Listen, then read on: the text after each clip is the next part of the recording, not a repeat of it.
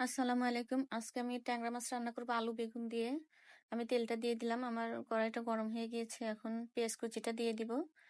এটাকে আমি একটু হালকা নাড়াচাড়া করে ব্রেস্তা করে নিব। দেখতেই পাচ্ছেন আদা রসুন বাটা দিয়ে দিলাম। হাফ চামচ।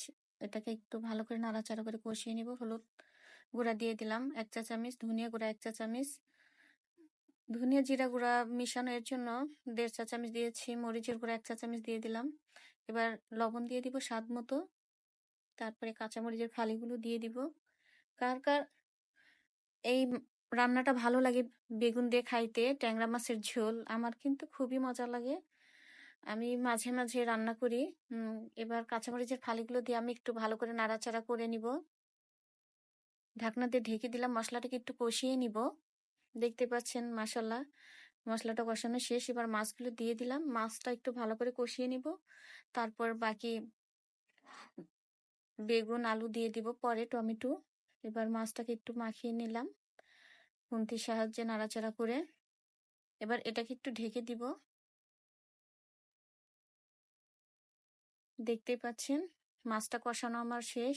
এবার বেগুন আলু কেটে রেখেছিলাম, একটা আলু, দুটা বেগুন দিয়ে দিলাম, টমেটো দিয়ে দিলাম কয়েকটা, ২-৩টা টমেটো ফালি দিয়ে দিলাম। এবার এটাকে একটু ঢেকে দিয়ে আমি কষিয়ে নিব।